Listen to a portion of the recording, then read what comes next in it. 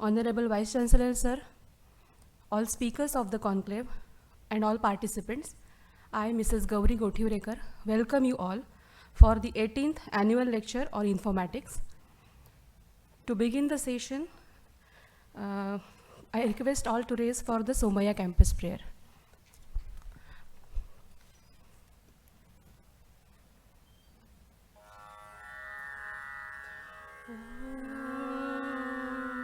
पूर्णमद पूर्णमिदं पूर्णात् पूर्णमुदच्यते पूर्णस्य पूर्णमादाय पूर्णमेवावशिष्यते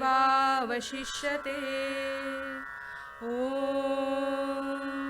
ईशावास्यमिदं सर्वं यत्किञ्च जगत्यां जगत् तेन त्यक्तेन भुञ्जीथा मा वृदः कस्य स्विद्धनम् मूकं करोति वाचालं पङ्गुं लङ्घयते गिरिं यत्कृपातमहं वन्दे परमानन्दमाधवम् ॐ प्रणो देवी सरस्वती वाजेभिर्वाजिनीवती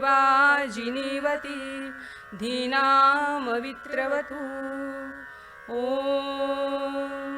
चोदयित्री सुनृतानां चेतन्ती सुमतीनां यज्ञं दधे सरस्वती ॐ असतो मा सद्गमय तमसो मा ज्योतिर्गमय मृत्योर्मामृतं गमय ॐ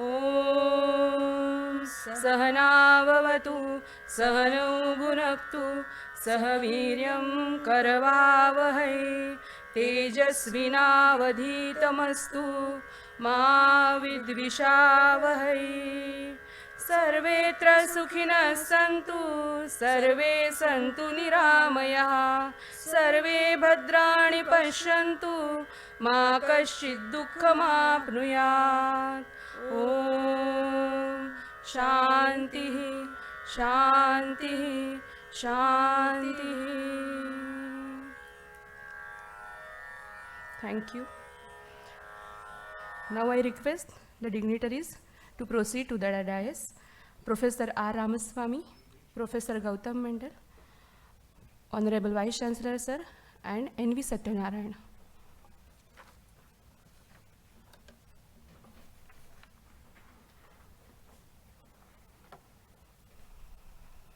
Thank you. I invite Mr. N.V. Satyanarayana, Chairman and Managing Director of Informatics, for the welcome address. Over to you, sir.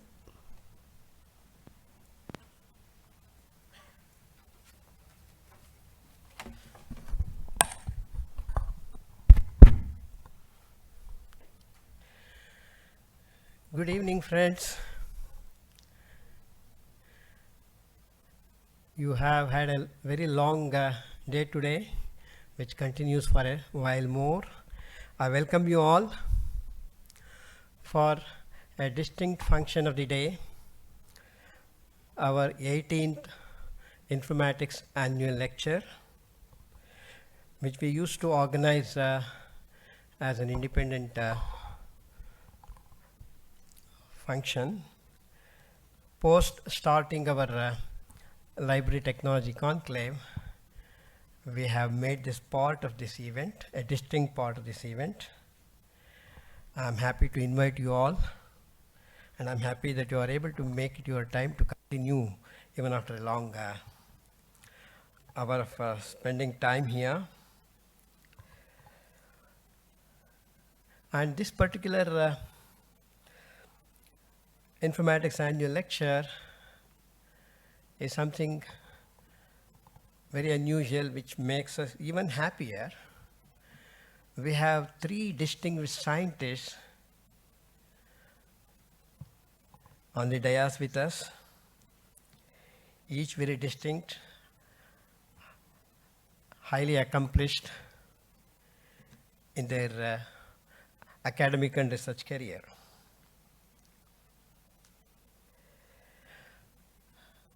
I welcome all the three of them, Professor Ramaswamy, Ramakrishna Ramaswamy, who is going to deliver our annual lecture today, the 18th one in a series,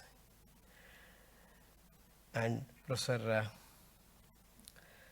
Gautam Mandal, who is presiding over the meeting, and Professor Pillai, whom all of you know, the Vice Chancellor of this university here. I welcome you all, sir. I particularly would like to thank Professor Pillai for hosting this lecture here on behalf of Informatics.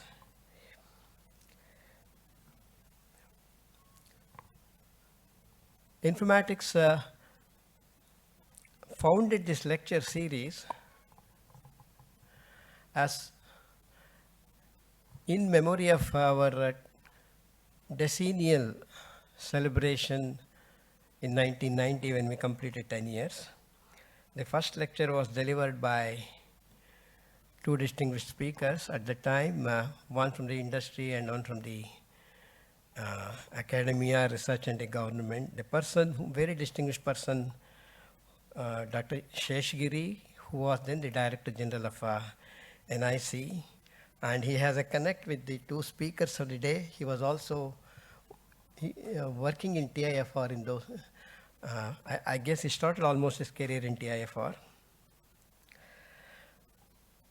To introduce you to this lecture series and the distinguished lecture speakers who spoke in this lecture series, I request my colleague to run a 2.5 minutes video.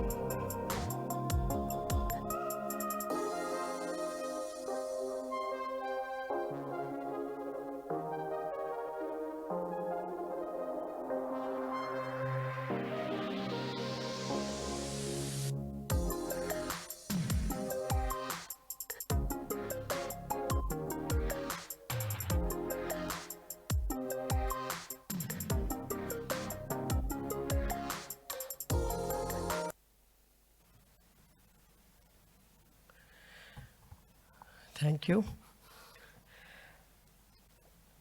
Let me take a few minutes to introduce our distinguished speaker of the day. The Professor Ramaswamy, as I said, is an outstanding scientist, researcher, and an academician. As usual, he has many papers to his credit, and I may say tons of citations. I think these are the scientists who have surpassed that.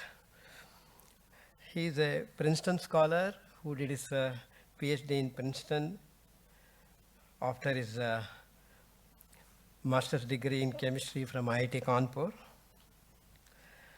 Returning from Princeton, he joined at TIFR as a fellow and then moved to JNU, where he had a long innings as a distinguished professor. And he was also the Vice Chancellor of Central University of Hyderabad. And now currently he works in Delhi University as a visiting professor.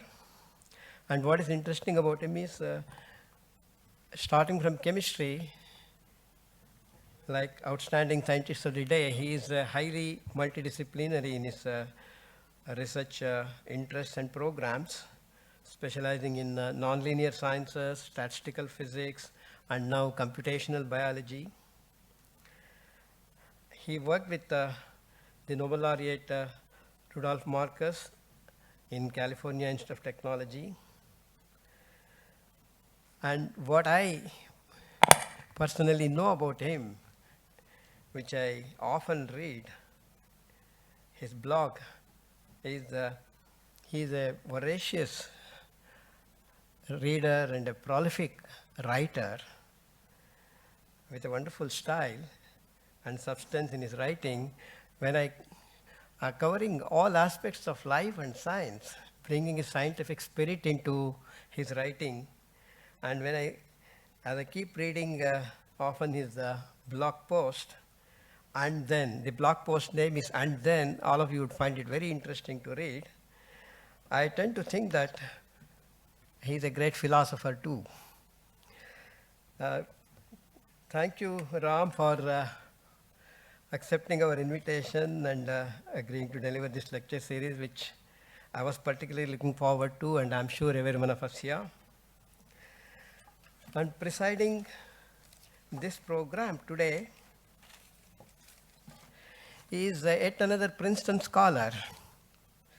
He did his postdoctoral research in Princeton, and back in TIFR, he is the chairperson of Center for Theoretical Studies in TIFR, and he's also a fellow of INSA and Indian Academy of Sciences. And he has interest in popular science writing too. I noticed a couple of his writings in Indian Express, etc. Thank you, Professor Gautam Mandal, for agreeing to preside our 18th annual lecture series. And happier I am because Professor Pillai delivered our one of our annual lecture series. I remember it's the 11th one when he was in Delhi at that time. And I'm so happy that we are organizing this event in his institute, in his university, which is hosting this program today. Once again, I thank you all for joining us for this program.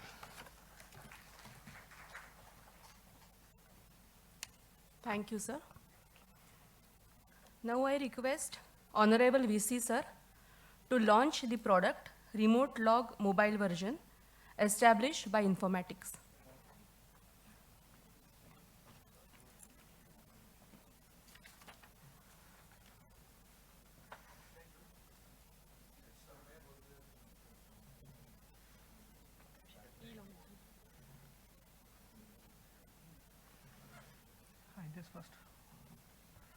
Before he gets ready, let me welcome Professor Ram Swami and Professor Mandal to the Somaya Vidyanagar University campus. Professor Ramaswamy, of course, I'm also a chemist, organic chemist. I know him for the last 32 years directly, and of course indirectly even before that. Mandal, of course, I have seen some of your papers, but let me, on behalf of the university, welcome to our midst. Of course, if it were a working day, this campus would have been full with students and all that. But I was watching the whole program through through online. Large number of participants are there. Let me welcome and let me wish. I look forward to further visits for both of you to our campus. Thank you very much. Okay, then I am happy to launch this. What is it? Remote access software. Mobile remote access software of informatics. Of course, it had an earlier version. This is one. It's a mobile version of it. Thank you. Where should I touch?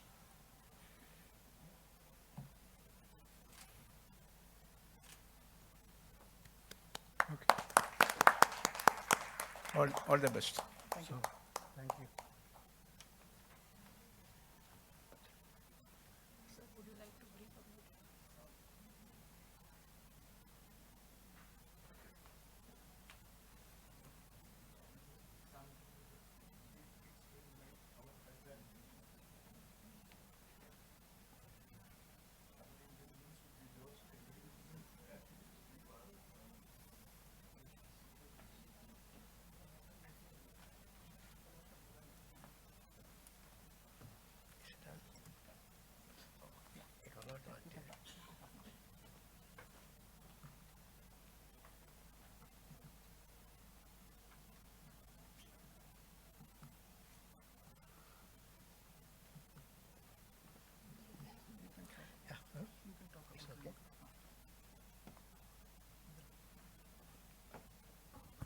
Yeah.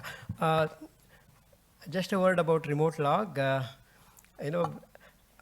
We were the first in India to launch a remote access software almost about 10 years ago to promote the idea of people using their digital library resources worldwide through their library system, which that used to be a global software called Easy Proxy. 3 years ago, we decided that we must have a local software. That is when we started developing. And we developed the software, and last year it was launched in our LTC 2021 conclave. And we came out with a mobile version this year, which is launched here. And once again, I thank Professor Pillai for launching this. And as in this particular event. Thank you all.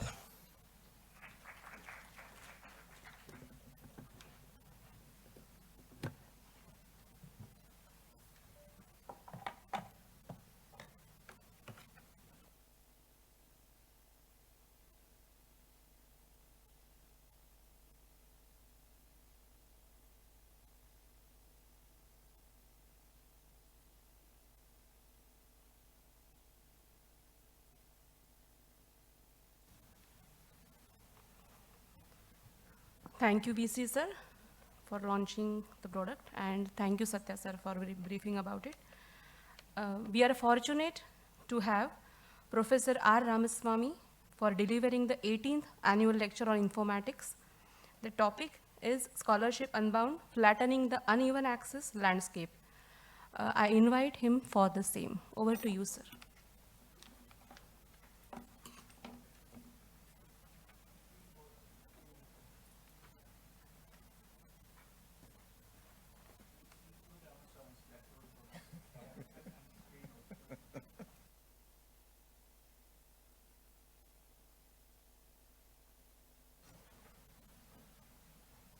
Okay.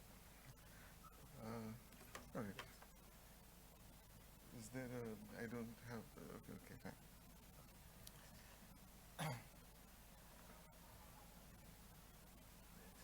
Good evening, everybody. Professor Pillai, Professor Mandal, my good friend, Mr. Satyanarayana, Professor Shalini. Thank you for this invitation to come here and talk about something of interest to the informatics community and also of great interest to me. Um, a word before I start, this uneven access landscape is the very uneven opportunities we have to information, to knowledge across the world and particularly in India. During the lockdown period of the last 2 years, I think many of us realized that while we may be one country, one size solution does not fit all, and it's a very, very uneven landscape. So, oops. All right. Okay. Now, the topic of this conference is all about libraries and knowledge management, and I'll talk mainly about scientific scholarship, because that is something that I know a little about, and describe what the major issues are in that have to do with unbinding scholarship. Right. Now, science as an enterprise, in some sense, you date it back only to the middle 1600s. And one of the things that defines this as an enterprise is the appearance of a journal, of a scientific journal. And here is an image of the first journal. This was started by the Royal Society in the Philosophical Transactions of the Royal Society.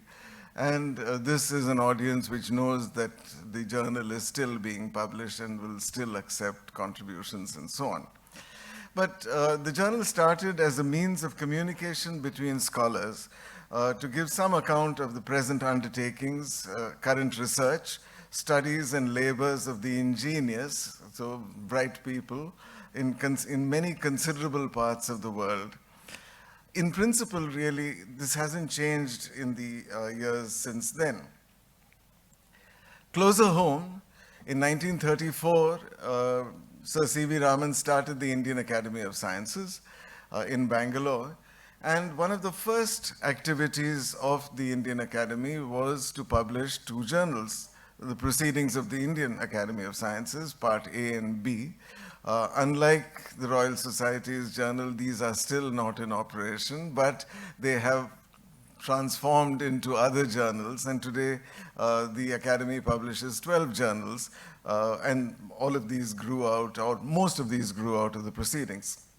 And this has generally been true for all scholarly societies. The publication of papers, communication of results, and so on. Now, this has been our scientific tradition, and arguably it's also the scholarly tradition, so that encompasses the humanities and social sciences as well. We would like to publish valid, verifiable results in scientific journals, and this is how we communicate with one another. Tell me what you've done, and I'll tell you what I've done.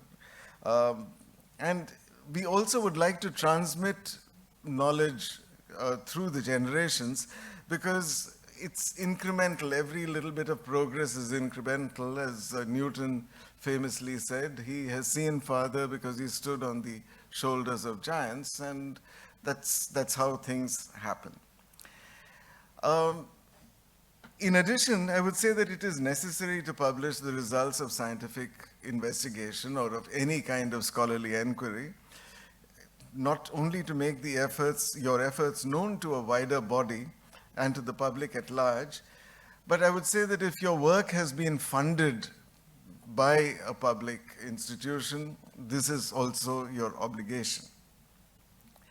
This is encapsulated in something called the Access Principle by John Wilinski, in a book which is not very widely known, but it's also not unknown.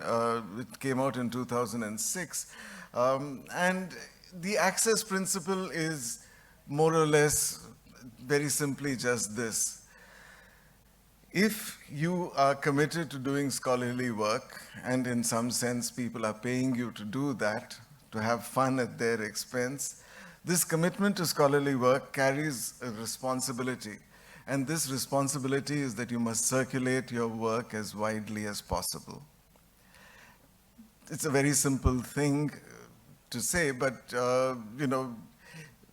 it sort of defines the so-called access principle. You must make your work accessible. Having done research, it's important to write it, publish it, and to the extent possible, make sure that others can read it. But access has always been a very complicated matter. It has been difficult right from the beginning, and from the time when the first journals were published, access has been a very tricky issue. The language, it means, most of the journals are in English or in some other European language. There's some small exceptions, nothing very significant, which basically means that 90% of humanity can't access it just by the language in terms of what it's written.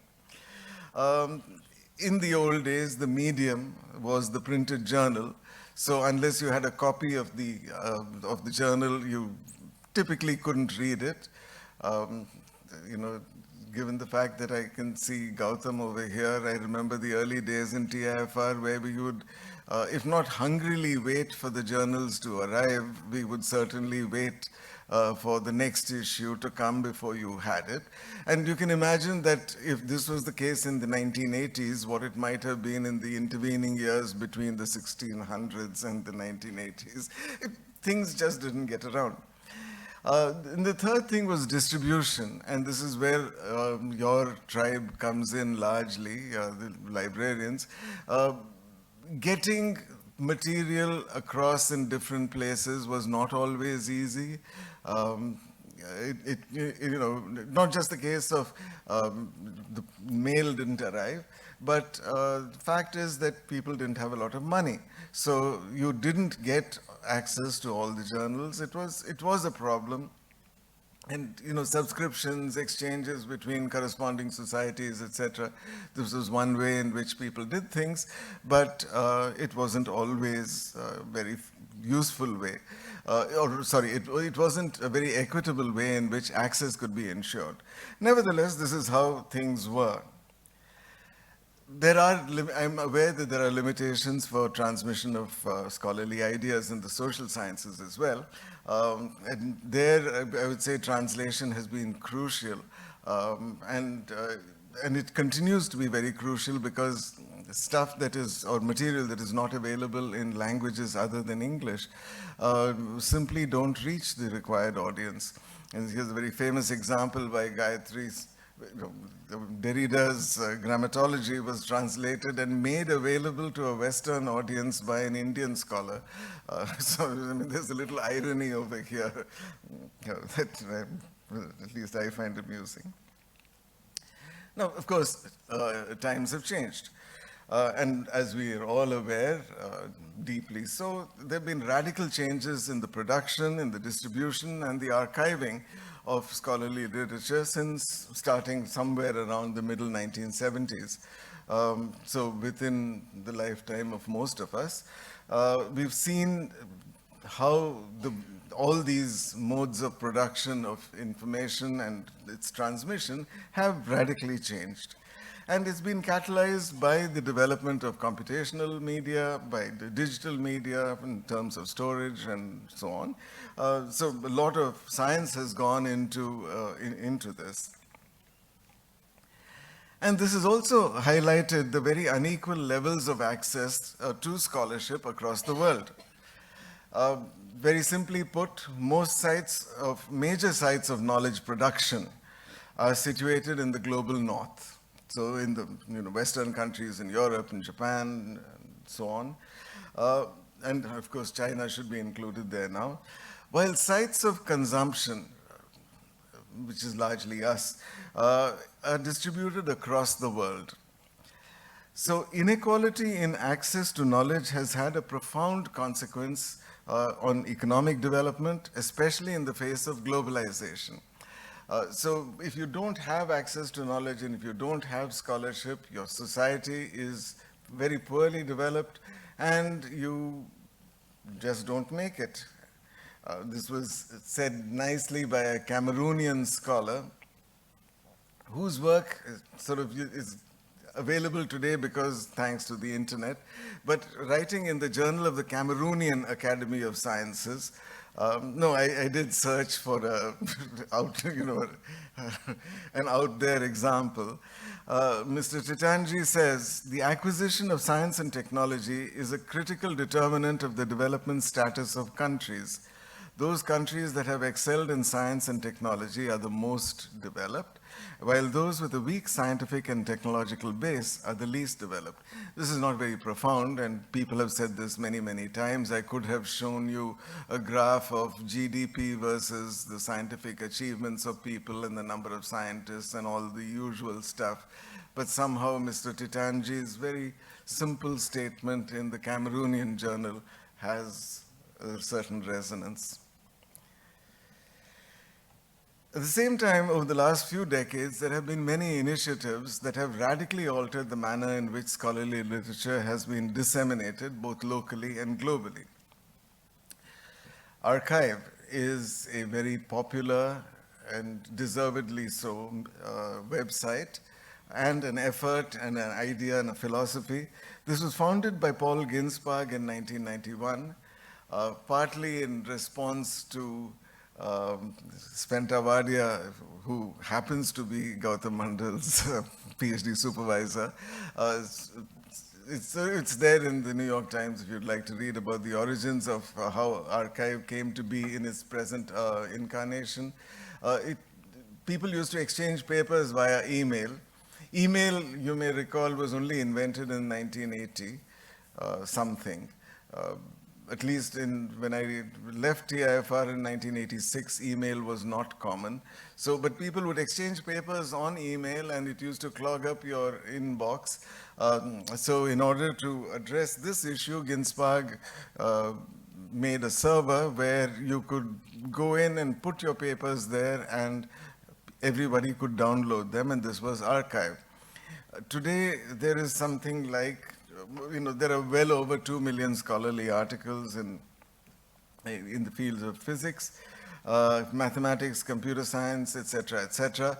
There are similar efforts in chemistry, in biology, social sciences, medicine, and mathematics, computer science. I mean, every branch of science does have its own archive, which keeps preprints of all articles. Now, it's important that material is not peer-reviewed on this site, but this is just something where you can, if you are a legitimate scientist, or if you're logged on onto that site, you can go and put your stuff out there. Some people have wondered whether the preprint itself is the future of science, and there's an article on archive on that, so you can read that. Okay. Another such effort is the Electronic Journal Delivery System, or the EJDS. And this was catalyzed by many people, including Professor Hilda Cerdeira, who is shown there. She happened to be visiting Mongolia at some point in time, and discovered that while there was a lot of support for everything from drinking water to whatever else, there was very little support for the hard sciences. And there were a large number of very competent scientists working in Mongolia who didn't have access to the literature, who didn't have really almost anything but a great interest.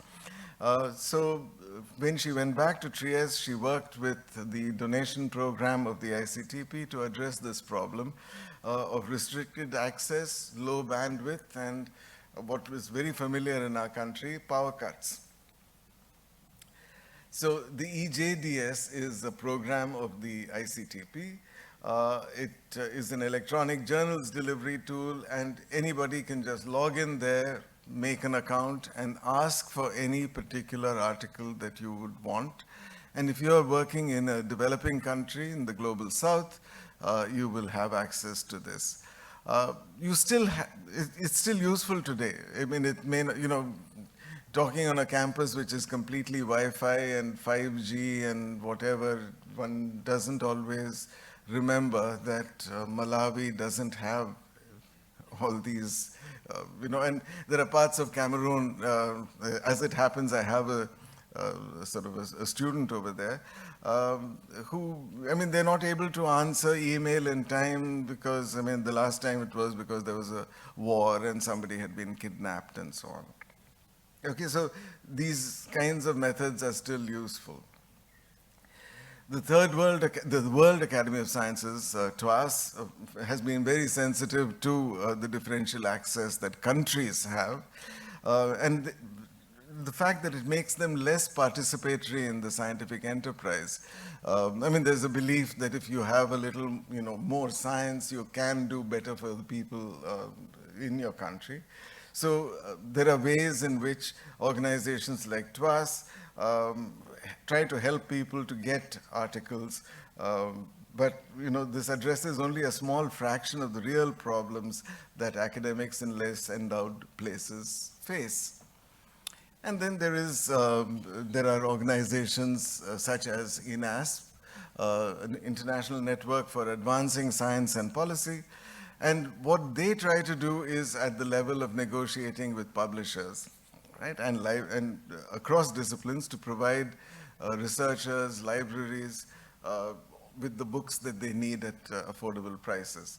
Now, these are complicated matters, but all across these various efforts, the message is the same, that only an equitable knowledge ecosystem, this is just taken from their website, where all the talent that can be unleashed to address the problems that humanity faces, that we are going to actually solve something. Let's remember that it is a Swedish schoolgirl who reminded us about the urgency of global warming, all right?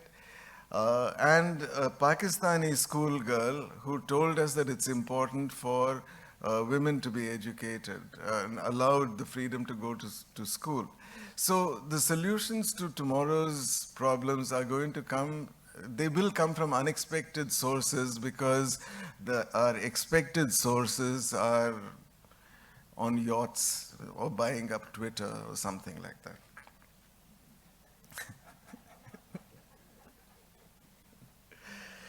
Okay, now, so the view from below. The credo of most scientists is this: work, finish, publish. It's the motto of Michael Faraday, great man. But if this is the individual scientist's credo, this begs the question, should scholarly publications be absolutely freely available, or should they only reach those who have the funds to pay for subscriptions to the journals where these articles are published? Right? Now, there are many opinions on this question, but because of the internet, it's ubiquitous. And as we sit over here, everyone has got their cell phones out and their laptops out, and you've got 1 year on this, or maybe no years on this, and you've got divided attention everywhere. And they can hardly fault anybody because I do the same, right? Okay. But the point is that it requires us to think a little about this issue, because this is really leading to more inequality in the world. In India, where we are and are talking, almost all research that is done is publicly funded through the government of India, through its various ministries, or by other public funds. Okay, so there's very little private research in our country in percentage terms. Now, shouldn't everybody have access to this? True, we should have, all should have the benefits of this, and we do try. It's easy to give examples that rage around the pandemic, because so many institutions have had public funding, and you want to know, we've poured in so many crores of rupees into this university or that institute of virology or immunology, where's the vaccine? And people are justly asking for stuff, but let's remember that the scientific article has become the only way in which that science is systematically communicated or presented externally. So the individual scientist wants to publish in very high quality and high impact journals. Because this translates into visibility and thereafter to funding, fame, and fortune. It's very common to hear people say, oh, you know, so-and-so had a Nature paper. What did he write about? Or what did she write about? I don't know, but it was in Nature. Now, the place where the article has appeared overcomes everything else. Sometimes it's good, right? But more often than not, it sort of basically, okay, so I've said it over there, journals are just the gatekeepers of our prestige. It's not even important what you do. Where you have published that is your prestige. I mean, and I am aware of the fact that we are the sum total of all the places that we have been at. I am very proud of the fact that I taught at JNU for so many years. Of course, I'm very frequently called a tukde person. But no. You see, the point is that the place carries you and you carry the place. But if your entire scientific prestige is where you have published rather than what you have done, I think that we've come down to a. Okay, I mean, the point is that we really we need to be a little smarter than this. Now, if the point is that even if we created a new method of sharing our research, if the government had a channel, a TV channel where all the latest research was told to everybody and everyone could just dial into it, we would still want journals because we would like to archive them, we would like to go on, and importantly, I think that we would like to have peer validation. Because that's one thing that journals do provide is at least one or two people in the world other than yourself have read your paper thoroughly or should have read your paper thoroughly and should have validated it. Now, all the high prestige journals originate almost exclusively from the global north. Science, Nature, Cell, etc., etc. It's going to be a long day, or rather a very cold day in July before you'll find that a high prestige journal is coming out of Lesotho or Madagascar, I don't know, from India. It's highly unlikely. This is a hugely profitable enterprise that profits from our individual vanity and, I believe, our community laxity. Because we, as a community of scholars, not the community of librarians, so no, but as a community of scholars, we are impressed by this business of prestige coming from the journal. Now, we are told this frequently, but it's good to remember that academic publishing is dominated by a few very successful players. And there's a consortia between funding agencies, publishing consortia. There's a nexus between funding agencies, publishing consortia, evaluatory bodies. Publishing metrics are employed as a proxy for academic quality. So you want to know what somebody's H index is. And then you would like to know what is the impact factor of the journal, right? My students routinely tell me, sir, we have to go for a high impact factor journal. This one is no good, we can't do this. So, I mean, these are all circular arguments. Now, this also drives up the cost of production, publication, subscription, and effectively the cost of science. Michael Eisen, who started the Public Library of Science, or PLOS, he actually said this publishing business is perverse and needless. And of course, PLOS has also gone the way of everybody else. There is something about the human spirit that we have to worry about. Okay, so the big four are Elsevier, Springer Nature, OUP, and Taylor Francis, and these dominate the scientific publishing landscape. Elsevier manages 2,500 or more journals, earning billions of dollars in revenue with profit margins that make Jeff Bezos pull out all his non-existent hair. Okay, I wish Elon Musk would try to buy some of this. Now, Springer Nature is a name which is, of course, familiar to everybody, but they co-publish a number of academic society journals in India, including the journals of the Indian Academy of Sciences, and I was the editor of publications at some point in time. I've seen them operate. I've also seen a shark in an aquarium.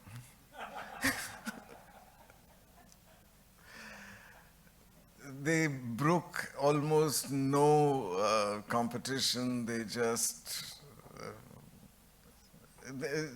it's a revenue sharing model, and as I will show you later on, it's a very profitable revenue sharing model. But a lot of academic publications in India, not just the Indian Academy of Sciences, Indian National Science Academy, the National Academy of Science of India, the Indian Journals of X, Y, Z, they have just gone in and systematically made linkages with everybody, and they co-publish.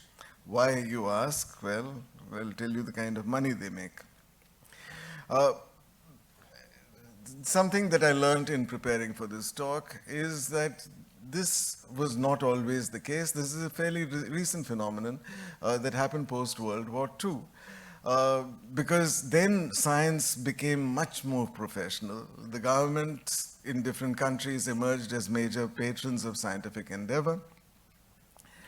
And through things like the US National Science Foundation, the ESPRC, or its predecessors in the UK, and so on, they started funding research and the rapidly expanding university system, because all this happened post-World War II. Publishers like Robert Maxwell, and who is he, you may ask? Well, I don't know, people have forgotten, but he used to own the Guardian and died under mysterious circumstances in the 1990s. He saw an opportunity. He bought up Pergamon and expanded Pergamon Press through beautiful publications and very high production quality and so on and so forth. And he took it to great heights and financial success and sold it to Elsevier in 1991. And then Elsevier suddenly became a 1,000 journal strong company, and then it became the world's, and it went by consolidating such activities, it became the world's largest academic publisher. Where this impacts us is that our obsession with trying to break Indian universities into the top 1,000 or top 100 or something like that. Perpetually everybody keeps on saying, oh, there is no Indian university in the top 100 and whatnot. The only way in which we feel we can get into those top 100 lists is by publications. And this is a thing that Elsevier and, all the big four, they all know it very well, that there is a constant rush by university administrators to, to get into these journals, because this will then feed into the rankings and so on and so forth. Even in India, this whole pressure to get into these higher rankings has had a sort of a severe effect on our research enterprise. I'll mention that a little more. To publish one paper in Nature is over 5 lakhs. I'd rather not publish in Nature. Give me the 5 lakhs. I'll, you know, have a, I don't know, be able to do a little more research.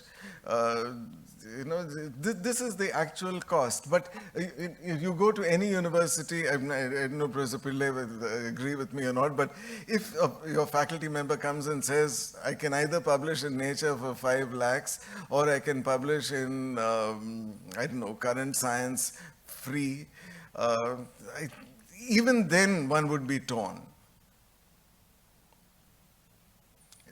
Because, you know, you can't buy that prestige. It is something that, well, it's a cause. This can skew our priorities, right? So where do we spend our money? What research do we do? All this is sort of fueled by the competition between the big four for your papers and for your money. That's what the big four are constantly fighting for. Even in our, you know, without all this sort of somewhat cynical view of this enterprise, the scientific reward system in our country and everywhere has to go by certain metrics. You're not just going to give something to someone for good behavior. You do need to recognize contributions, and one way in which people recognize contributions is, you know, as Satya mentioned, citations, number of papers, where your papers were. These are not bad things to look at. How you, instead of citations, what one is really seeing is that how useful is what you have done? How useful to the community has it been? Where have you, you know, how much have you contributed over the years, etc. All these are there, but those are now just encapsulated into metrics like, you know, number of this and H index and whatnot. And scientists can, I mean, like anybody else, we have our own weak points, and we can align to any particular objective. You put the target as having a certain requirement, we can do that. I mean, all of us are capable of modifying our behavior in order to achieve something. But the reward system encourages, in a sense, it encourages some slightly negative kind of a behavior. See, for example, if half the clinical trials that are carried out in the US are not even published in a journal, this means that, you know, I mean, the clinical trials are important. People are not going to, you know, put their lives on the line for something which is not important. But this is not good enough to get into a particular journal. Why? Because it's not fashionable. You've got your clinical trial on some tropical disease that nobody cares about, like malaria or something. No, in the US, in the US, I'm saying, so it doesn't get into a journal, and if it's not in Lancet, you're not going to read it. You see the, and even over here in the last 2 years, we've seen the clinical trials for Covaxin are still not published. Because, the data is not either collected well enough, or it's not going to get into a very high-profile journal, so you say, all right, we are not publishing it. Now, what is the point of all this research? I don't know, if the only thing is visibility and, prestige, right? Okay. Now, one of the things that happens in journal publications is that, this is a very, Maxwell and people like him realize that this is a great, easy game. Because scientists produce the work, you send it to an editor who is usually working for a pittance or contributing free. They will send it to a referee who will referee the article for free and send it back to the journal, which will then put it all together and communicate to the author, get it validated. Then they will say that please typeset it, proofread it, do everything, and then send it back to the journal, which will then publish it. This happens even today. As of now, I still have 3 articles that I'm supposed to referee, which I haven't yet sent the reports back. But I'm not going to get a rupee for it, so Actually, I'm not going to get $1 for it because these have come from the US, but that's how it is. So the Deutsche Bank called this a bizarre triple pay system in which the state funds the research, pays the salary of the people who are checking the quality of the research, and then buys the published print. Now, I started by writing what would we lose if it were all made free, and then I was just thinking that it's not what we would lose, what would we gain if it would all just become free? And that's really the idea of the open access model. Now, open access, as you all know, emerged in the 2000s as a way of publishing stuff with a public library of science in a formal way. And this has undergone severe changes over the years. But maybe I'll come back to this later on. Even though it seems an in principle good idea, the big four have gotten into it, because if you can have an entirely open journal, even then people don't go there. People will still go to vanity journals, and so you can make people pay to make your articles in vanity journals free. So again, this is just, it's a way of people making a lot of money. One of the more worrisome things is the so-called Plan S, where governments will now support research bodies which will then demand that you publish in open access journals, and then they will pay the journals directly. And of course, they're not going to increase the money they're going to give to research, so effectively your research money will go down. So there are various alternatives. In addition to Plan S, you have the Deal project in Germany and so on and so forth. Right? And the simplest one of just putting your stuff on a server and allowing it to be just accessed by everybody, like the archive, doesn't seem to capture the imagination of everybody, because even after you put it on archive, you still want to go and publish it, but that may change. Today, and this whole business of, open access and whatnot has given rise to a whole bunch of predatory journals, and I'm sure many of you would have received letters like this. I just put it there because it came to me today. And I am, fondly referred to as dear author. Good day to me. I had expected a reply from you. Oh my God, we're getting intimate over here. But I know you have been busy. The person does know a lot about me, so no intention to disturb you, but wanted to send you a polite reminder regarding your paper submission to our journal. If it's feasible for you to collaborate, please submit, etc., etc. And this is the Open Access Journal of Biomedical Science. This is just a copy of that letter that came, and it did come today. All right? So Jessica Williams, I do not know who she is, but no, I'm sure you would have got one. Each one of us gets a letter like this, with this, if it's not from Jessica, it's from Monica or something, and, women professors would probably get something from Rob or Ron or something like that, Very clever. All right. I have a personal experience with open access and the academic journals, which have been co-published with Springer for the last 15 years or so, which something that most of you do not know is that we entered into this agreement with Springer with the following proviso, that every article would be available for free on our website.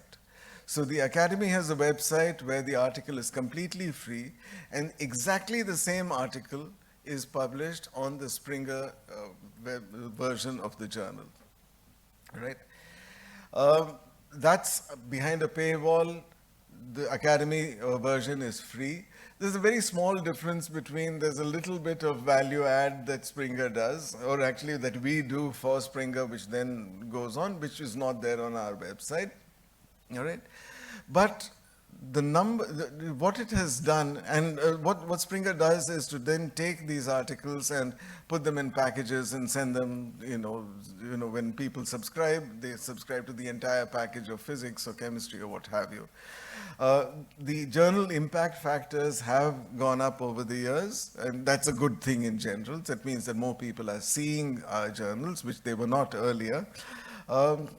Many more people actually access the articles by paying for it, even though there's exactly the same article that's available for free on our website. Okay?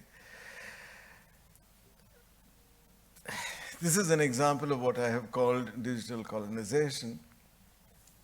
Namely, we go to these Western sites and we believe what's there over and above what's there available on our own websites. That's one example of colonialism, which carries over into this digital age.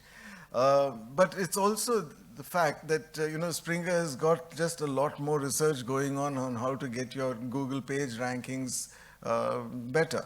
So we, as professionals, have not bothered to invest in this part of it, which is to see how to get your work done, work sort of displayed in a more visible manner. What does Springer get out of our co-publishing with us? For these 12 journals, the terms that we have, it's not like, 100% profits to Springer. There's some sharing of profits. But on our Academy journals, 12 journals alone, Springer makes $1 million every year. More. And just profits are more than $1 million every year. Okay, so my real, now for my talk. That was just the introduction.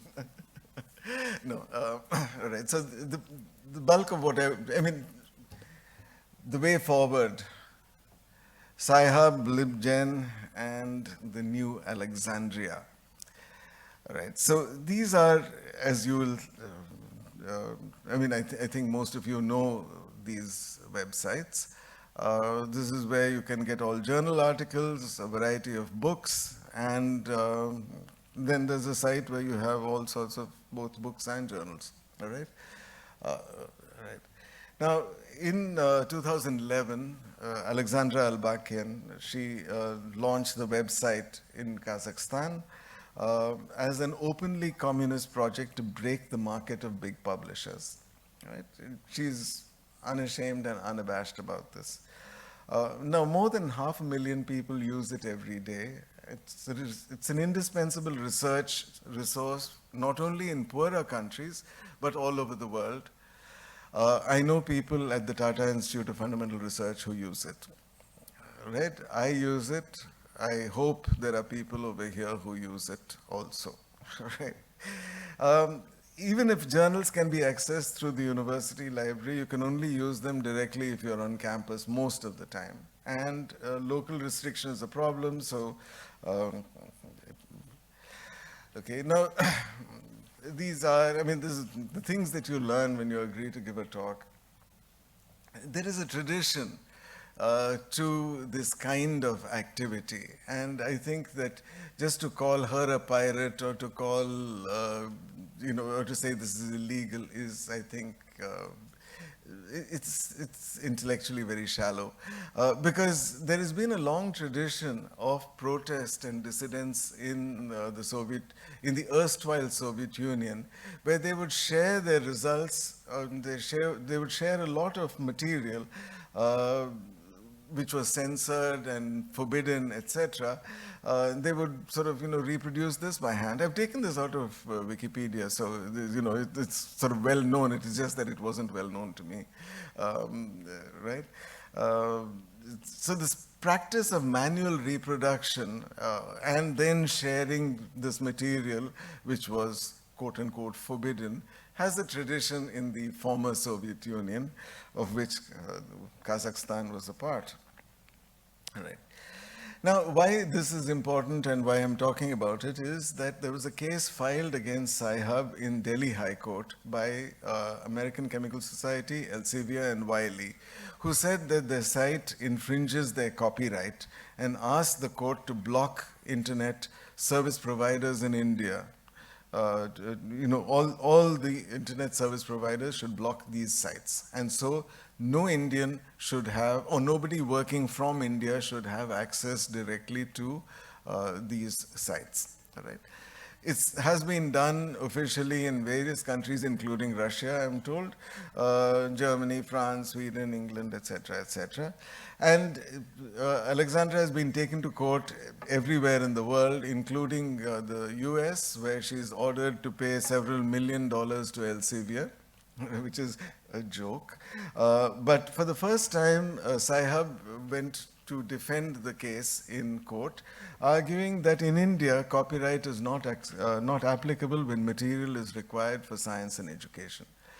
Now, some of you may remember the case that Delhi University against OUP, the Xerox, big one? Yeah, the Ramanujam and all those things that were connected. All right, so and this case is going on. It hasn't been decided yet, but Alexandra, and they've had some, well, this is a little. So a group of academics have sought to intervene in the case, and I'm part of that group, right? On behalf of the defendants. So we say that Elsevier, we are against Elsevier, Wiley, etc. They should not be allowed to block our access to Sci-Hub. Not by our, we say that we represent the bulk of all academics in India, and that we are speaking on behalf of all of you to say that we should have free and open access. We are only intervening in the case. We are neither Alexandra nor are we Elsevier, so we are not parties of either the first or the second part, but we are just saying that, look, we would like to say that it is in the Indian public's interest that access should continue. Whether this will be allowed or not is yet to be seen, but our aim is to show that access to sites like Sci-Hub are in the general public interest, and the Delhi High Court appears to agree. All right. I mean, there are various points, like any typical, anybody who's interested, I can show you the legal arguments and this sort of large papers. But what we want to say is that the copyright that we've all signed over to these big four and other publishing agencies, they didn't earn it really. I mean, they got it because we had no option to sign copyrights, but it didn't help to advance creativity, or it doesn't help to advance scientific research. Actually, when an article is available on Sci-Hub, it increases its visibility because a lot more people have access to it. All right. All right. Now, Sci-Hub doesn't have a site in India. And so when Elsevier comes and says that Indian service providers should stop us accessing a site in Kazakhstan, I mean, it's laughable. Go and fight them in Kazakhstan if you have so much money and so much clout. Go fight people at the source. Don't fight them in my backyard. All right? See, for example, and this is actually counterproductive because so many things were made free and easily accessible, and when during the pandemic, Sci-Hub was almost the only way in which you could access a lot of articles. And there was a boom in scientific, that was the only kind of scientific activity that people could do. So, the argument that this is somehow, this is not like Rahul Dev Burman stealing, Sergio Mendez's songs and, passing it off as his own, or there are younger people who do that. I forget the name of these, but you know, Bollywood is filled with all these cheap copies of Western music or, you know, film ideas or what have you. This keeps happening all the time. But, you know, just giving people access to scientific literature is not in the same category as, you know, making you know, so there are arguments that you can think of. Okay, I just wanted to show you that these are from the pleadings of the case. What the application for intervention is presented by 20 scientists, many from TIFR, math science, and like I said, I'm also there. We feel that you know, that there are serious consequences for the Indian science and research community. And there is a public interest in this particular case, to which Elsevier has said that, you know, Sci-Hub is outrageous. They say that, you know, that they are pirates and so on, and LibGen is actually teaching others as to how to, you know, how to violate copyright. We ignore copyright because it's not applicable to information, especially in digital form, etc. And that copyright is an unfair way of making money for publishers. So, you know, so their argument is to say that they also turn around and say that we don't represent Indian science, that we, you know, we are not representative of the Indian public and so on and so forth. But that's par for the course. Winning this case could have significant disruptive consequences for the scientific publishing system. It could make the case of all these of the big four and all the other science publishers somewhat weak. I would be very happy to see more models like the Indian Academy of Sciences, where there are free versions and whatever other versions that are available. You know, it's not that you don't, I mean, publishers do add something, but nothing that merits them getting 50% profits. Okay, so I think that people do value the process of publication, but bring something more to the table. When you bring so little to the table, don't take 50% profits, all right? In a sense, the, you know, the system is in fact somewhat broken. And it needs to change. And to me, one of the things that really needs to change is us. Because if we don't spend the kind of effort that's required to value scholarship, to how to assess things in a real manner, you know, I mean, it's just so much easier. You tell me what's your H index here, and I'll find out, is your H index bigger than his H index, or is it, you know, please. This is the, you know, this is such a lazy way of trying to do anything. Covishield got, you know, so much percentage, this one got so much other percentage, this is better. Arey Baba, I mean, there is a lot more complexity to it. I mean,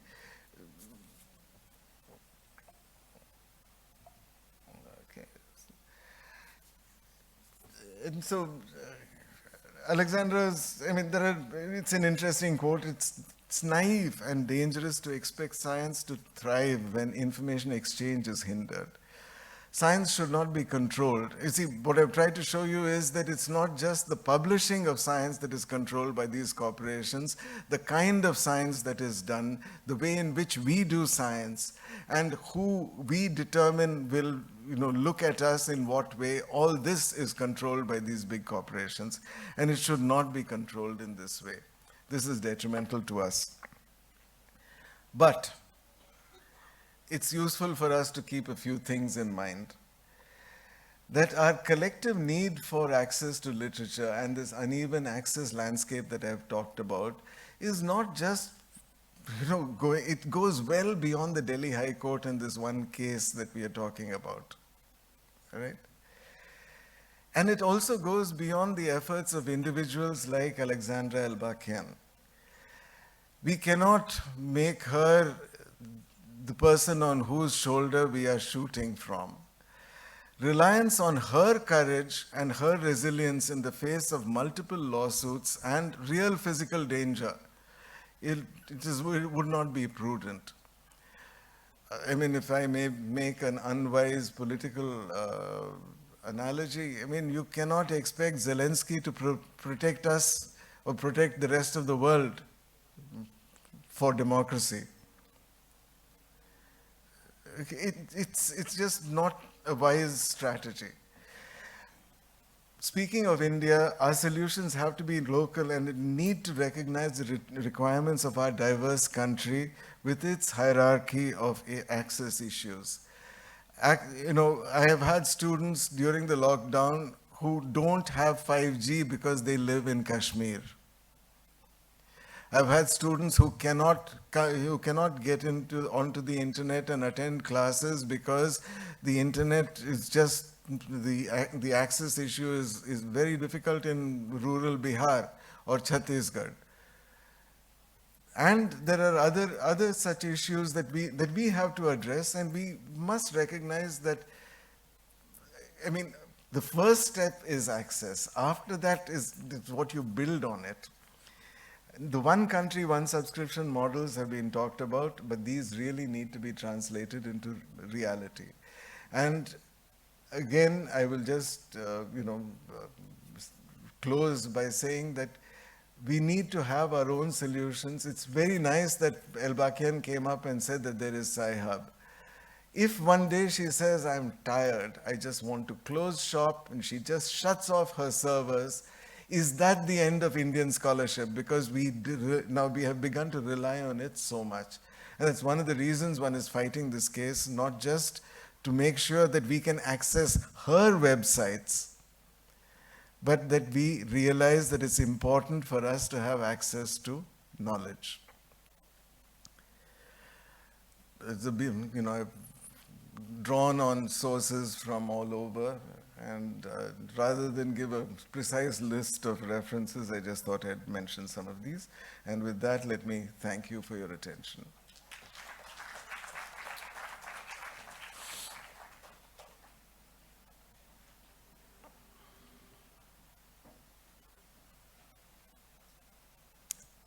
There doesn't have to be a Q&A.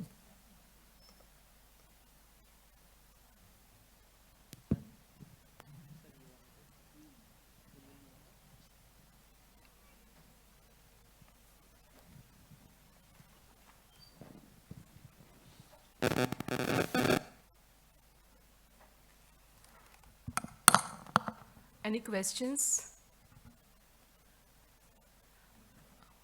Please give mic to Shalini ma'am. She wants to say something. Ram, I have actually two kind of questions. I say kind because one is not exactly related to what you're talking about in the sense of global north, global south. But in general, when you talk about this kind of a totem pole, right? You have this top rank, you have this, etc. That exists in any system for that matter, including India. Okay? What I mean by that is, supposing you think of an alternative, such as, let us say, even the preprint server or anything of that kind, where things are being, or even a, let us say, institutional repository. What I have found is, there is this north-south within. Let us say somebody from IIT or somebody's article is there. So they will read it. If it is there in the University of Mysore's website, people will not read it. So in a way, a journal which is, which doesn't have this institutional thing, well, if I get my article published in Nature, a University of Mysore article is the same as IIT article, let's say for that matter. So that, what I'm saying is a larger issue where you have these rankings, you have this totem pole issues which cannot be avoided.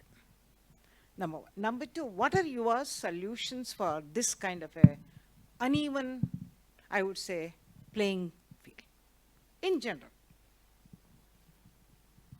See, the question of hierarchy is always present, and in a country like ours, we invented it, right?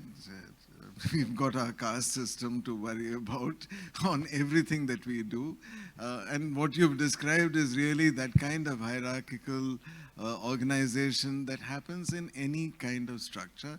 I'm not saying that this can solve everything, but the purpose of my sort of presentation over here was really to talk about generally allowing people to read what is available or to have access to each other's information. All right? I agree with you that journals do have an important role to play, and I acknowledged as such. That it's not that I'm saying let's do away with journals, because an important part of archive is that it is not peer reviewed and it is not validated. And we are increasingly going to have to suffer some of that, especially when the world's richest man buys. See, I'm sorry. I do believe that this acquisition of Twitter will have consequences for science, because this is how now scientific facts are going to be publicized. There are very important things that journals can provide, all right?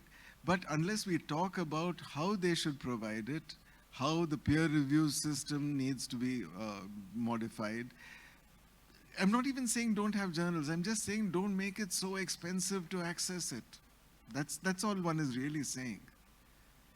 I do agree that in a journal, all, Rajdeep Sardesai's famous, phrase, "Hamam mein sab nange hain, to nature mein sab equal hain," so that is also true, that a journal is an equalizer, because it allegedly looks at certain kinds of values, all right? I'm certainly not implying that journals play no role in that aspect of things.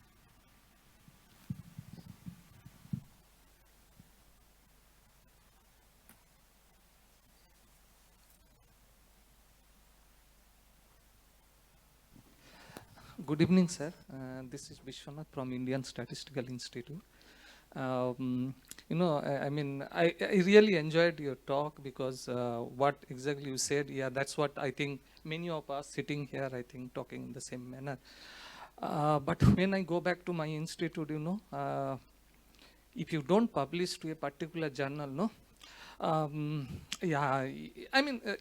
our promotion, basically, that when we become, because I'm still associate professor, so I have to still, cross one more level to professor, and then probably if I dream for HIG, higher academic grade, that's again different, which is not so easy, I know. So the problem for me, like, when my student comes or when I write, I do research and publish, it's always those things pop up, suddenly comes to our mind that, okay, if we don't publish in this journal, then maybe my promotion would be in a problematic situation. So that's really a real practical issue. And I feel, the idea is that, again, that who created this kind of hypo, like that, okay, this is grade A, this is grade B. Conference also, we don't, consider the conferences just because they don't fall in that grade A or grade B like that, right? So this is something. So what is your thought? Because you also, previously you headed, institute like Central University of Hyderabad. Again, that's a very prestigious institute. Then you were in JNU and all. So what would be your take? What you think about it? That how we can, overcome this problem, right? So these scientists, like, they feel free to publish wherever they want. Okay, they should not be, constrained with something. That is one question. The second question, I always wonder, even, Indian journals, you pointed that also, because that prestige is very important as a scientist. If I publish in an IEEE journal or in Nature, of course, it brings me some prestige. It gives me more visibility than publishing in some Indian journal. So now the question is, again, what is your thought about that? Why Indian journals are lagging behind this, so-called the westernized, US based or Europe, mostly they are there, right? So where actually we are lacking, so that our journals is not reaching into that level, so that we feel very proudly to send our paper there to get it published. Yeah. So these are the two, questions, very basics, but yeah. Thank you, and these are not easy to answer at all. No, because, it's easy to talk about the problems like, you know, the roads are not good and there are potholes and stuff, but it's much more difficult to go there and repair it. Okay, this business of the, you know, the lack of prestige or lack of perceived prestige is a serious one. Some of it, I think, I mean, it's easy to blame the British for everything, but oh yeah, I mean, you know, it's just easy to blame them for everything, including the fact that I have to speak in English. No, I think that there is something that a colonial history does to us, and that is we don't believe in ourselves. I've actually written about it in my blog, you know, and because I am concerned that, you know, that we don't even respect the best of what we do. When I showed you the proceedings of the Indian Academy of Sciences, the first paper, page 1, number 1, volume 1, is C.V. Raman, Sir C.V. Raman, and yet very few of us would even, you know, I used to try to insist to my students that we should publish in Indian journals, and they would then say that in that case I prefer to work with someone else. No, no, they don't do that, but it is a problem, and it is something that this is one of the things that I said is community laxity. As a community, we don't sit and say that, look, it is possible. There are groups that will sit around and say we will not publish in an Elsevier journal. It doesn't matter whether it is Cell or Nature or what. If it is published by Elsevier, we will not publish there. There are communities that sit and do that. All right? But it requires a certain kind of collective, you know, collective working. And I agree, it is more, it's easy for me to say, I retired 3 years ago, और क्या promotion लेना है? असलियत में hack बन जाएगा. You know, so there is no, you know, so it's easy for me to talk, and I do realize the pressures at your age and stage. But I think that without a certain kind of engagement with this problem, if not today, it will have to get solved, because if the journal system gets broken, and there are indications that in some subjects the journal system is breaking, then we are going to have to figure out a more equitable way of respecting each other. Not just that you published there and I published here, but that you did this work and I did that work. I'm making a plea for it, but I do realize, and I will be lying if I said that there's an easy way to solve it. There is no easy way. It requires community engagement.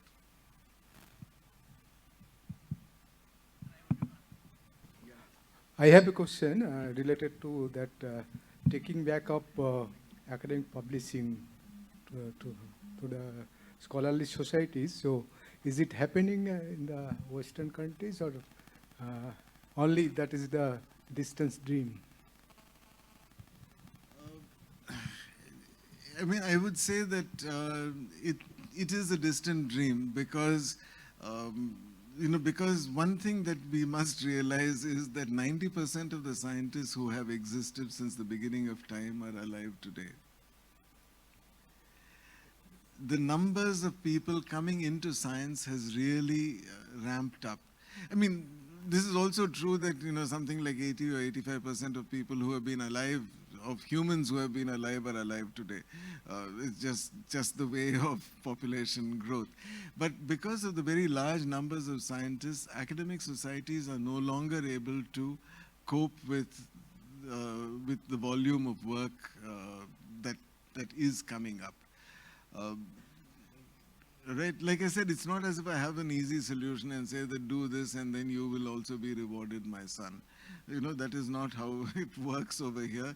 I think that what I'm appealing to is that we are equal participants in knowledge production, knowledge curation, and its, you know, and its advancement. We are equal participants, and we are not acting like equals. We are only acting like consumers.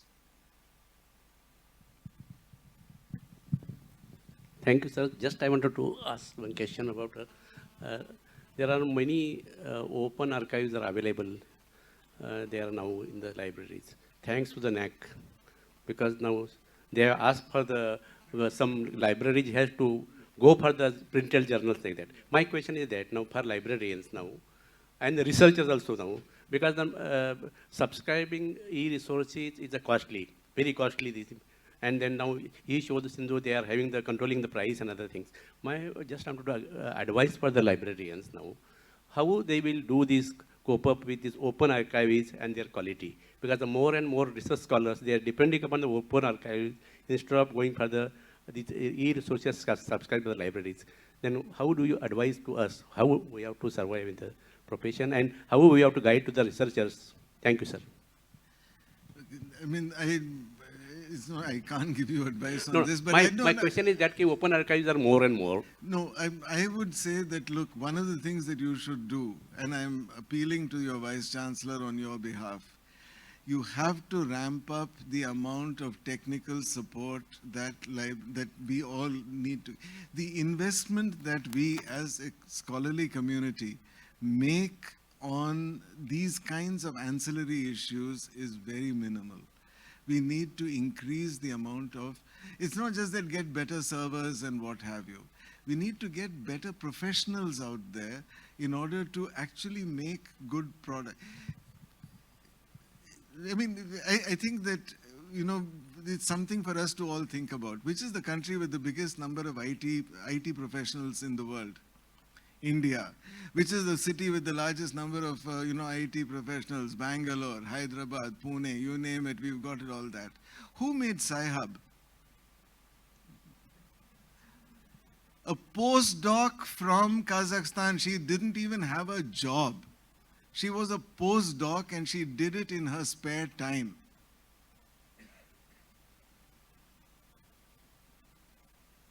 Now, it's not a, it's again easy for me to say because I didn't do it either. But because there was a certain mentality, a certain way of thinking, but the actual technical requirement was not that much. And I am actually concerned that tomorrow, if Elsevier gets an injunction against Elbankian to say that, close down, go and bomb Kazakhstan or whatever, supposing that it does happen. I mean, if her servers had been in Lviv or in Kiev, it'd be gone by now. Then where would you be? We don't have alternatives. We are not thinking, it solved a problem for us, so apna jugaad ho gaya. But we do not have a plan B.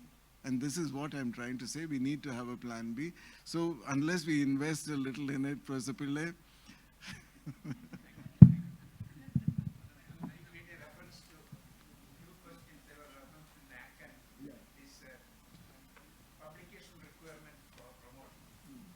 As a result, what has happened, you mentioned work, what is it, work, finish and publish. Somewhere there was now what is happening as because of this form filling exercise, of course I was in NAC, I was in UGC also. So because of this form filling exercise, what is happening is actually people are publishing in quotation and finishing themselves, perishing themselves. Earlier we used to say publish and perish, but now there are, of course, that aspect has not been covered in any of our discussions. But if you just look at, you said largest number of IT professionals in the country, largest number of fake journals also in this country. Largest number of fake journals, of course, even our current science has a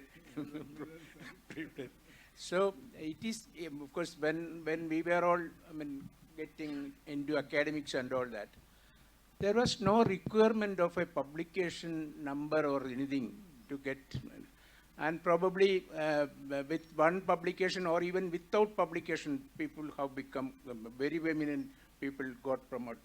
So this, of course, that's controversy is till now there. Some organization, some government organizations saying that these are the journals and these are the numbers. And if you have this number, you get, different grades. Of course, I am not familiar with the grades now. So this has really really killed the very spirit of independent inquiry and then maybe scholarship publishing. Another point, of course, this has nothing to do with those questions, but if you just look at these big journals, whether you are mentioning with LCB or all these corporate publishers, but the academy, all the academies are in the editorial boards. All the academies are in the editorial boards. So that's also there. That is that. I mean, it's like Lady Macbeth, you know, the blood will never go from our hands. So we cannot wash off our hands from the. Yeah. Yeah, I have a question. My name is Madan. I'm here. This is about the academy journals and its revenue. Now, academy is also sharing some revenue from the publishers. And you say the optimization in terms of, web optimization, they are far superior. Academy side, you don't have that interest or you don't have time to do all that thing. Now we are getting revenues. So it is our duty to increase the visibility of open access content in different search engines, Web of Science, Scopus, Google Scholar, and so on. And you have to make sure Springer is not making enormous money out of it. So this responsibility now goes to academy now, because this is unethical for certain people who are not able to understand that this particular content is available online free are penalized here. So in that way, what is the name sharing of the Springer Academy? In what way Academy has benefited out of this sharing in terms of are we getting some seminal contributions because of this Springer visibility? I mean, I actually agree with you, but there are problems because of the way in which our government works. The Academy is funded in part or mostly funded by the Department of Science and Technology. So we become liable to all the various rules and regulations of the government, all right? So that's actually what has made it very difficult to, if I should go there and say that I will now hire some 14 CEOs who will do whatever, etc., it's not possible. But I mean, but your point is well taken, and I have on various occasions tried to alert our people to this kind of problem, that we need to do a little better ourselves. And you're right, I mean, we are not doing the best that we can. We don't make $1 million every year, by the way, all right? If we did have, we have a smaller fraction of contributions from there. The other acceptance that I have is that the problem is with us. But with us, because by killing the publishers or making them out of business, the us problem is not solved. Even the publishers are allowing, in a cruel way, you can post your final referee draft on your website, which will not take even a few keystrokes that for your tweets or your blogs or something. You can just put your post prints on your website. This is not happening. This is a complete inertia. I did say that there is, laziness on our part. So what is the role of academies here to break that inertia? Because you are mobilizing the community frequently. So that's what is my question. These are problems which are very difficult to solve because the academy tried to make a repository of fellows' publications. That is such an incomplete repository, it's not even funny. But also the academies are a very small fraction of Indian science, right? The problems are there at every level. At universities don't have good repositories, people don't have good web pages, they don't archive. Somehow we are not taking our whole participation in this enterprise seriously. That's why, just now I said that, look, we must remember that we are equals. And, if we don't have that mentality, then what does one do? Thank you. So I want to go back, though, to the point someone else raised earlier, which is not only is it not doing the extra work, but we, as academics, are choosing to go with a certain hierarchy of journals. And as an example, I'm an editor of a journal. A few years ago, we became ISI rated. Yay. Our submissions, I think, tripled, if not quadrupled, because in many parts of the world, being ISI rated is a proxy for quality. And so many people want to submit to us who didn't submit earlier. And part of that is because in their internal evaluations, a publication in an ISI rated journal counts and publication elsewhere doesn't count. And so it's really that shorthand in evaluation, I think, that's driving a lot of it. As you said, you have a paper in Nature, doesn't matter what it's about, it's Nature. We have outsourced evaluation of our faculty to the journals. So what would it take for people to take that back? Well, it would make evaluating faculty way more time consuming because you would have to actually read all of their papers and make up your mind what you thought. I really think it's that laziness that you said, that we've reduced faculty evaluations to checklists, but we have so many faculty to evaluate, what else can you do? I mean, yeah, and we are not really differing in principle in the sense that we do realize that this is a problem. It's a problem of growth. It is also a problem of our, our attention spans are getting somewhat shorter, right? And this whole enterprise is taken in, life just moves a little faster. So there are no easy solutions, but I do see that we cannot always outsource our evaluation of quality to some ISI rating or whatever other rating that impact factor. Hello. Myself, Dr. Sarika Sawant from SNDT Women's University.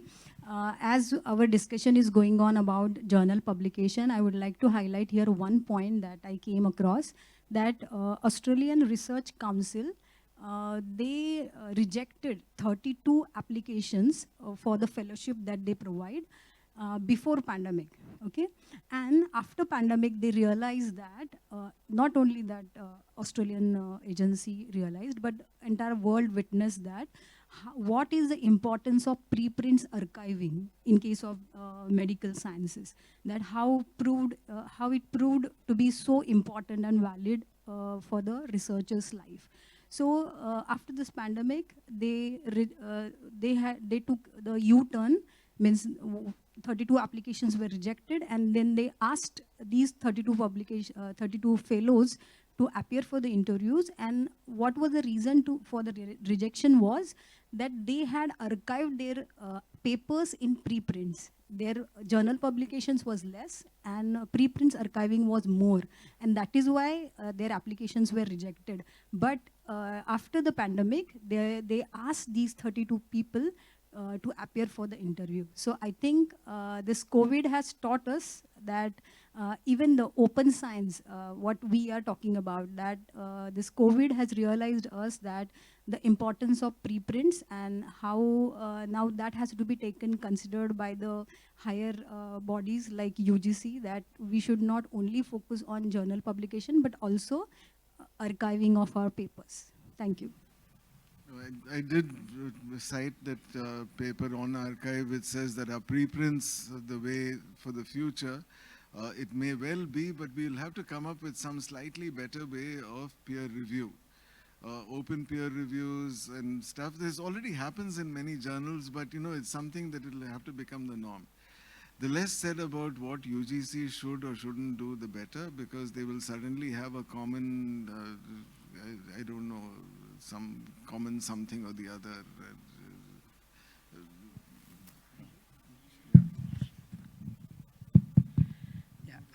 I have a question to you. Rather, I have two questions. First question is, so you made two pertinent points. One is you mentioned about, you said peer review is a must, peer review validation is a must, fine. You also made another point, copyright is an area where scientists are, have no option. They have to give away the copyright. Now, the peer review, these two factors together, the necessity of peer review and giving away copyright are leading to one important factor, that's branding. So you are forced to give away copyright for branding purpose, which is further enriched by peer review process. Now, this branding is what you also mentioned leads to prestige. Prestige is something, you know, you made a famous statement, I forgot that, yeah, journals operate, you know, they keep, yeah, the scientists' prestige, okay. Now, the question is, the branding is a costly exercise. Since the branding is a costly exercise, which is a product of these two factors, giving away copyright and need for what you call peer review, you have created a situation, you as a scientific community, author community, have created a situation for the need for branding through factors like H-index, whatever else. Now, as long as you want branding, somebody has to publish to help you. So if you are paying more money, you are paying for sharing the brand. Satya, And are you willing to sacrifice branding? Look, many of us do. Gautam will tell you, and you know, I can sort of anticipate the gist of what he said is that the community that he belongs to don't believe in journals much. They believe a lot in exchanging information via preprints. Now, I'm not saying that journals don't do anything. We are talking about, and for the bulk of scientists, it is not an option. You know, whether it is for promotion or whether it is for, you know, accreditation and so on, we do need certain standard places where things appear. We do need standard validation patterns. All that one is pointing out is that the kind of profits and the kind of paywalls and the kind of, you know, of stuff that the big four publishers and others do is getting less and less acceptable. I understand that, but as long as the branding factor They look. Let's you know, who contributed to the brand of Nature? Scientists. Macmillan did very little other than bring it out every week. it happens with ACS also? With ACS, with every journal, including the Academy journals, you know, Proceedings of the Royal Society, of the Indian Academy, anything. The actual contributors to the prestige are the scientists, who then, you know, and then as time goes on, you give away more and more and more, and now, you know, Springer Nature, they determine what is good science, and that is not a good thing. That's all I'm saying. With that argument, was it, you were the president of Indian Academy of Science, was it a right decision on the part of the Indian Academy of Science to give their journal co-publishing rights to Springer, which only increased the cost to the community as a whole and helped a little bit in branding academy? No, it has certainly, you know, like I said, you know, the association with Springer has been good for the visibility, all right, to some extent. Visibility can also be a bad thing when you are, you know, largely observed, when you're very, very visible to large groups of Chinese authors and Iranian authors and so on. I mean, that can also become a little bit of a problem, right? But it was the decision taken long before I was responsible for things. I mean, I continued with it, but I'm also aware of the tensions of doing things like this. I mean, a lot more money has to be invested. It can't just be done it can't be done on a shoestring budget anymore, and that's what Robert Maxwell realized. See, Maxwell the way in which he did his publishing empire, he did it like a business. And that, to some extent, is worth remembering. I have comments to make. In fact, when we negotiate with the publishers, we came to know that Wiley, Elsevier, all of them the larger part is constituted by the society. So, for example, Wiley represent about 160 societies. And those societies are very tough in negotiating with the publisher as to how much they get. And what is surprising is that when Wiley offer their journals, many of these societies are not part of the bundle because they opt out. That if you, if they have to be included, they have to have a separate share. So, I would say that Academy was late in joining the publishers. Most of the societies are already publishing, co-publishing with the publisher. That is the case for Elsevier. For example, all this AICHE is a part of Elsevier. The Academy was the first Indian society to join anybody. Exactly. Right? So it's the way in which we did it. The word over trend is this, that they are already co-publishing with the big publishers. Yeah. Actually, you see, the Academy makes a lot of money, not $1 million, but it makes enough for us. I think that we would be happier making less if Springer would also make less, except that we would make less and then Springer would just take the rest of it anyhow. When we were discussing with some of these foreign people, libraries have country-specific budget they want to discuss.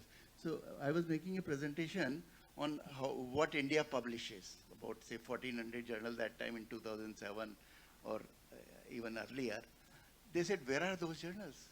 They said, we are not able to spend our money on Indian publication because they are just not available. So, Springers make them available. They can spend their money on India collection now.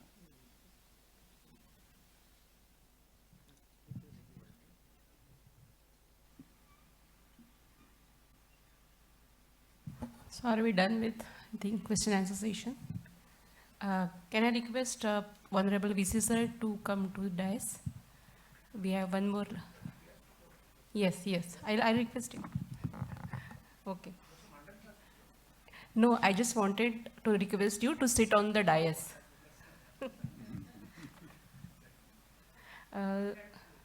Okay, sir. So now I invite Professor Gautam Mandal for the presidential address. Over to you, sir. You can be there. Can be there. Okay.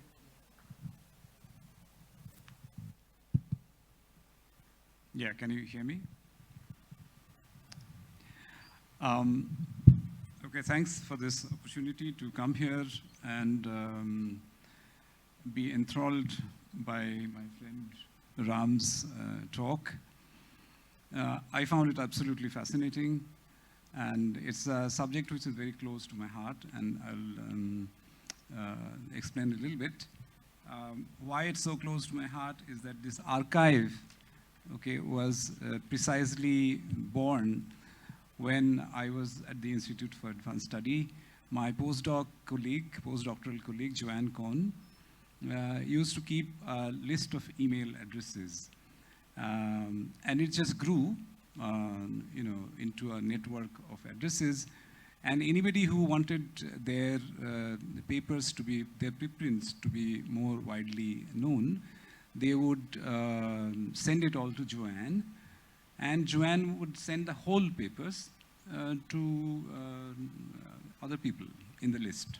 So the list grew. And as a result, the number of submissions to Joanne also grew. And she was doing all that single-handedly, and it was, it was an amazing thing, except that this was the time when my PhD advisor, Svetna Wadia, also came to Princeton Institute for Advanced Study. And once he had gone out of station to Europe or something, and when he came back, he found that his area was completely clogged. Because those days, one had a very small quota of disk space, and Joanne Cohn's posts had basically clogged his disk space. So we were at Aspen, and he was complaining this to a bunch of people, and Paul Ginsberg listened to it, and he said that maybe a better idea for Joanne is to just email the abstracts and not the whole paper. And if then there was some request, the whole paper can be sent. But instead of that, Paul gave this problem and this idea to another friend of mine, who was Tanmay Bhattacharya, who was my PhD batchmate in TIFR, and Tanmay solved this problem.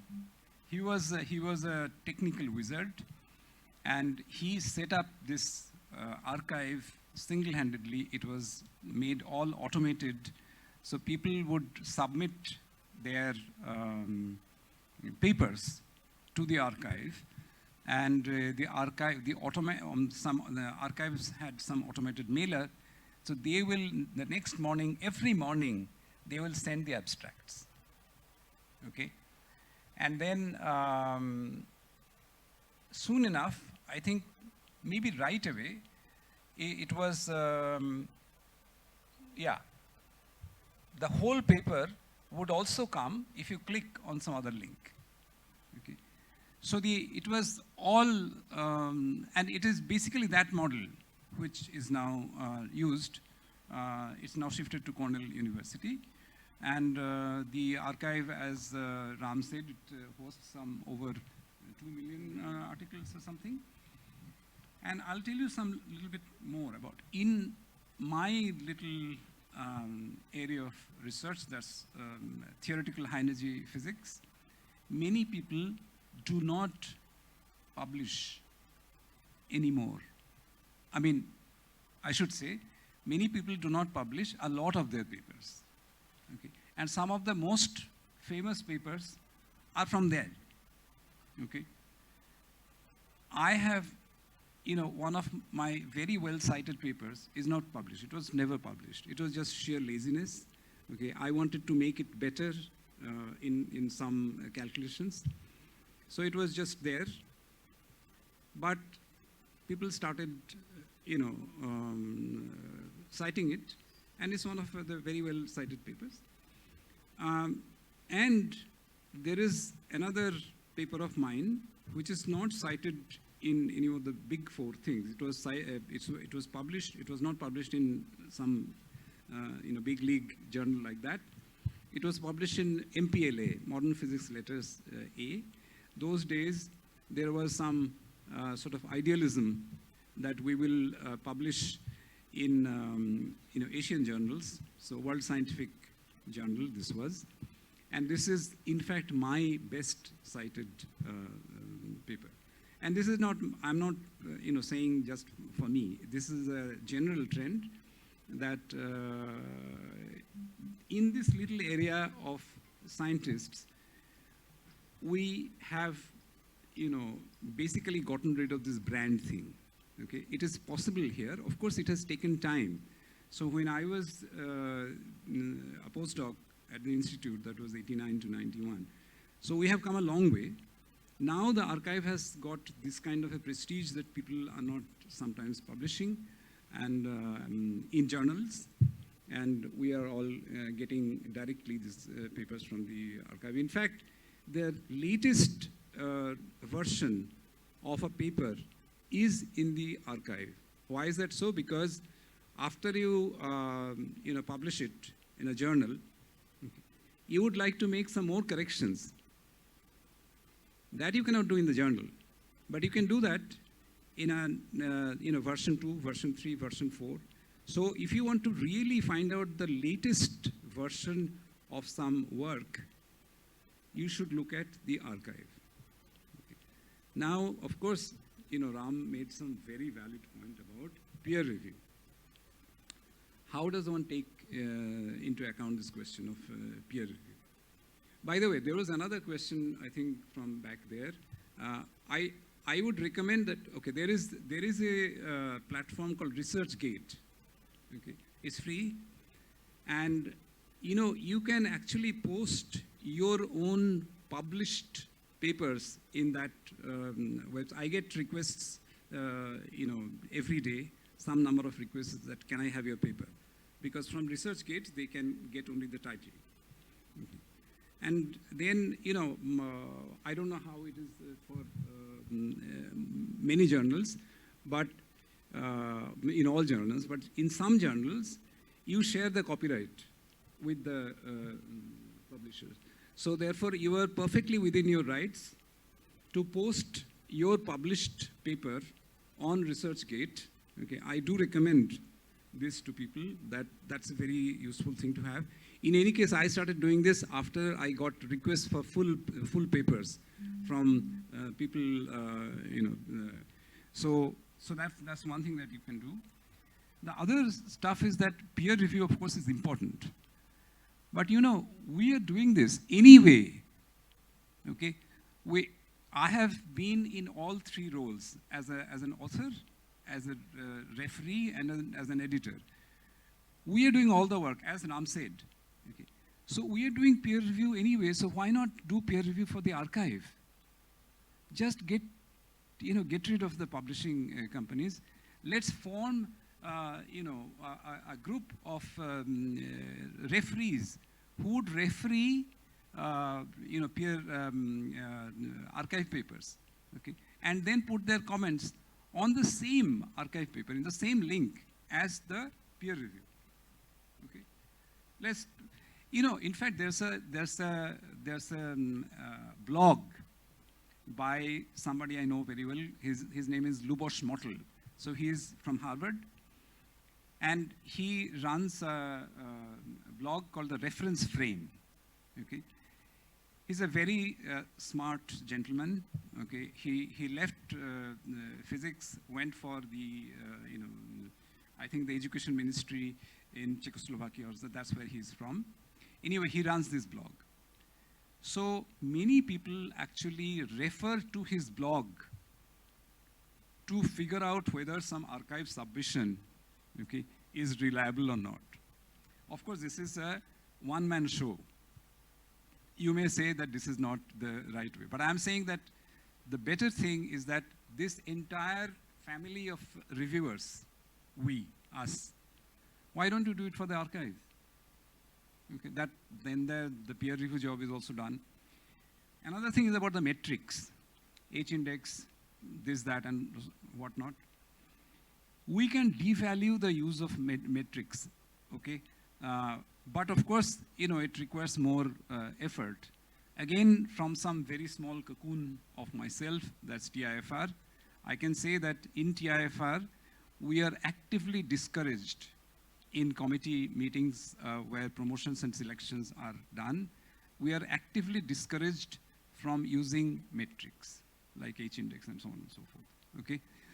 It's harder work, of course. You have to read the papers, okay?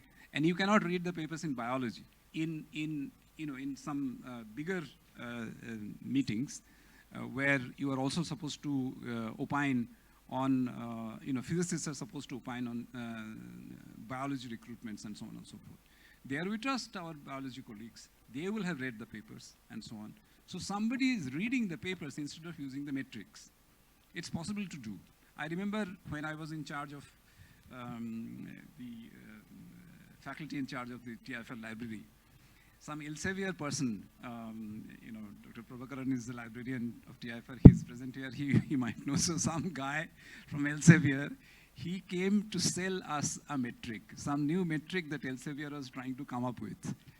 I told him very simply that, no, we don't want to buy your metric because we don't use metrics in TIFR. So it is possible. I'm all, you know, talking about very small spheres which I have been closely acquainted with, but presumably, you know, it will grow, this kind of movement will grow, and we can have some, you know, sort of reliable perpetuating thing alternative to Sci-Hub, which of course is a great thing. Sci-Hub is absolutely the fantastic stuff. All our students, and and the faculty. We all use it, okay? And even when I was faculty in charge of the library, I would use Sci-Hub. So anyway, this is, but once again, it's a fantastic talk, Ram. And I hope that from deliberations like this, some real movement starts, and that would be the big gain from such ideas. Thank you. Thank you, sir. We have some felicitations. So I request VC sir to please come on the dais. Sorry.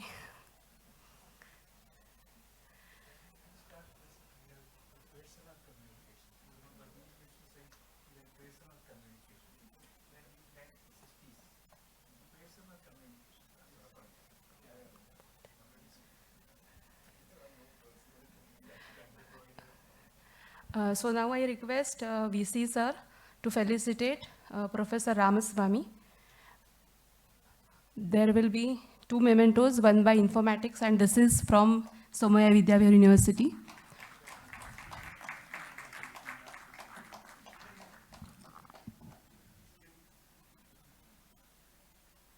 This is by Informatics.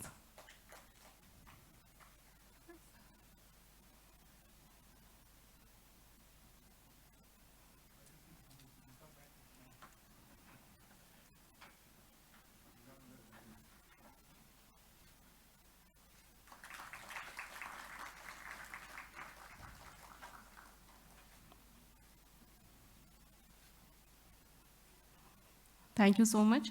And now I request VC sir to felicitate Professor Gautam Mandal,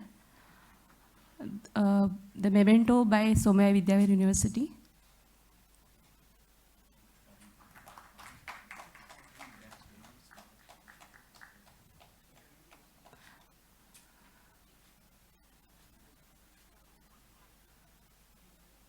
And by Informatics.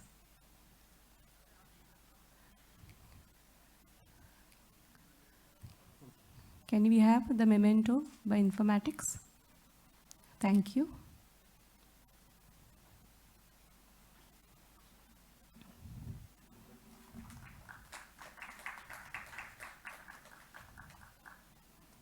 Now Informatics takes pleasure to felicitate VC sir. So I request Satyanarayana sir to felicitate VC sir.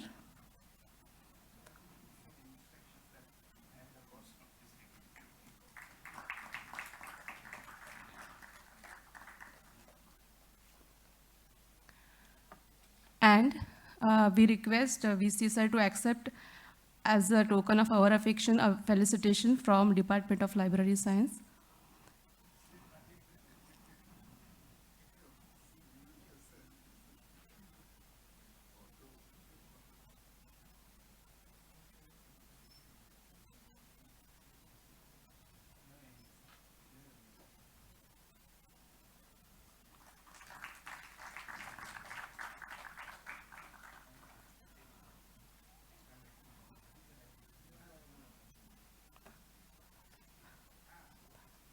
Thank you. Thank you, everyone. Please have seats. Okay, for day taking, I think a group photo. Can we take it afterwards? Because, sir, we need you on dais because the small part is remaining. So I request Samantha ma'am to present vote of thanks. And then the group photo can be taken. Thank you.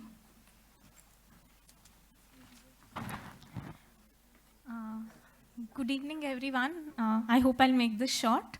On behalf of Informatics, I would like to extend the vote of thanks for today's program. First and foremost, I would like to thank our VC, Professor Rajashekaran Pillai, for hosting the 18th annual lecture on informatics at Somaya Vidyavihar University campus. I would also like to thank Professor Vaidande and his team who have been at the forefront of organizing this program.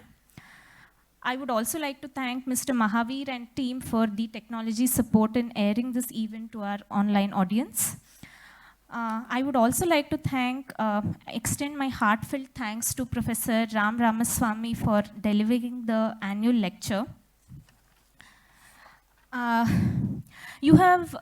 Professor, you have brought out a very poignant picture of the uneven access to scholarly content, not just in India, but many underdeveloped and developing nations.